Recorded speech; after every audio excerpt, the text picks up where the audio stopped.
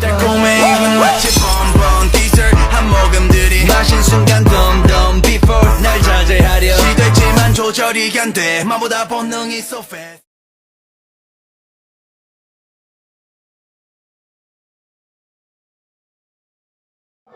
Hai, oke, di sini saya akan membahas tentang BK.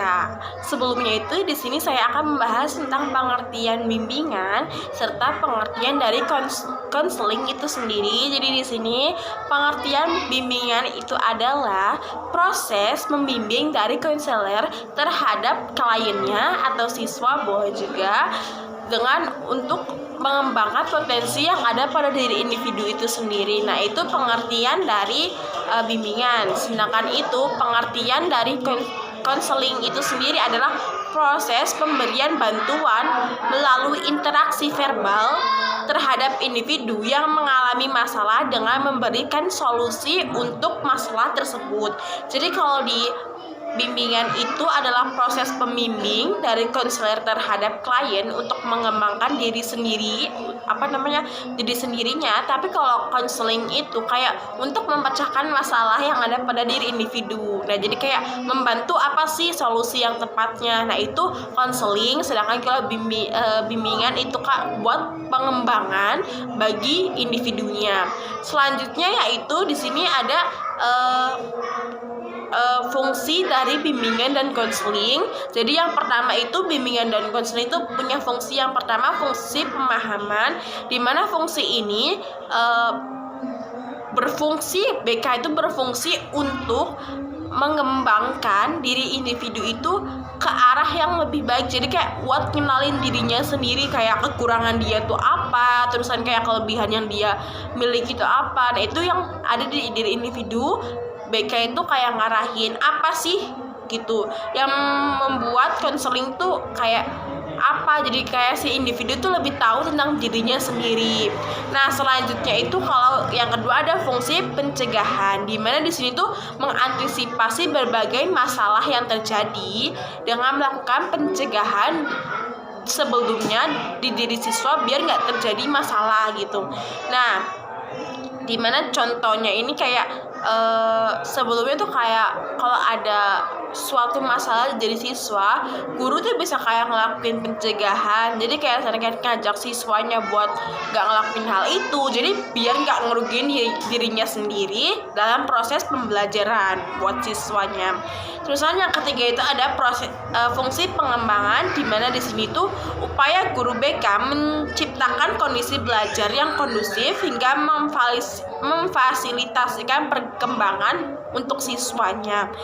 Jadi di sini kan ada fungsi pengembangan. Di sini kan guru BK kan harus nyiapin gitu suasana belajar yang seperti apa ya, sehingga membuat siswa itu nyaman, terusan kayak buat perkembangan siswa tuh lebih maju. Nah, oleh karena itu di fungsi yang pertama, fungsi yang pemahaman, di situ kan guru harus memahami atau mengarahkan tiap individu untuk memahami dirinya sendiri, kayak motivasi belajar apa sih yang cocok buat dia, terusan kayak cara belajar yang kayak gimana. Nah, itu guru harus tahu. Nah, selanjutnya itu fungsi pengetaran, di mana di sini tuh pemberian bantuan dalam masalah yang ada di diri siswanya itu sendiri. Contohnya itu kalau misalnya kan kayak ada siswa yang dibully. Nah, oleh karena itu kita tuh sebagai guru BK harus langsung tanggap untuk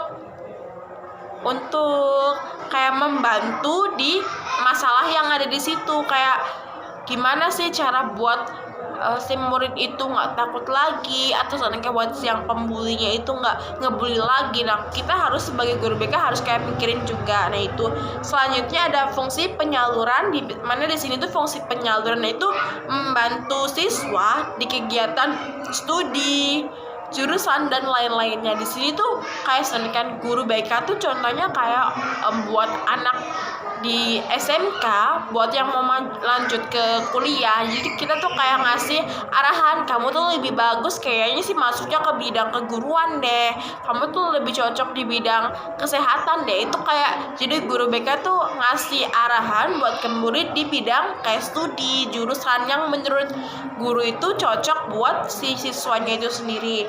Selanjutnya itu ada fungsi adaptasi membantu para pelaksana pendidikan terhadap program pendidikan.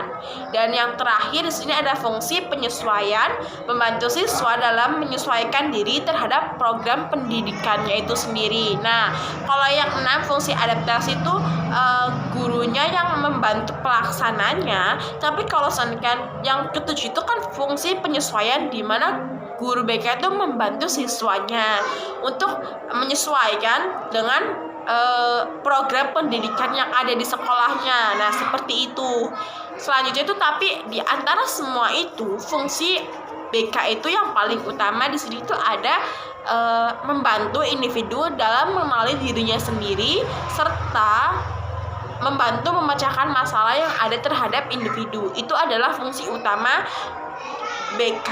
Selanjutnya itu ada kayak apa sih yang harus dijalanin biasanya di kegiatan bimbingan dan konseling itu. Biasanya di situ yang pertama tuh prosesnya bimbingan, prosesnya itu membantu individu yang memiliki masalah gitu di peserta didik itu. Ada kayak di siswa gitu ada masalah, nah itu prosesnya, jadi kita kayak ngebantuin. Yang kedua pelayanannya itu dilakukan sama konselor. Nah, konselor kalau misalkan emang iya tuh kayak guru BK-nya gitu kalau di sekolah tuh. Selanjutnya yang ketiga itu ada prosesnya dilakukan berkelanjutan dan harus berkelanjutan. Jadi minggu ini nih ngebahasnya tentang kayak apa sih, kita baru ketahuin masalahnya, minggu depan dibahas lagi caranya gimana buat nanggulangin masalah yang ada tersebut gitu, kayak gimana sih caranya gitu. Nah, selanjutnya di sini ada yang nomor 4 itu ada ketentuan untuk semua siswa. Nomor 5 itu dilaksanakannya sesuai norma yang berlaku, dan yang terakhir itu tujuannya menjadikan siswa itu mandiri. Walaupun guru BK itu mengarahkan, tapi di situ kan yang menyelesaikan masalah tuh tetap siswa. Guru BK hanya kayak membantu mengarahkan gitu. Gimana sih solusi yang tepat untuk siswanya itu sendiri. Oke, sekian. 시됐지만 조절이 안돼 마보다 본능이 so fast 이대로 멈출 수 없어 you know I don't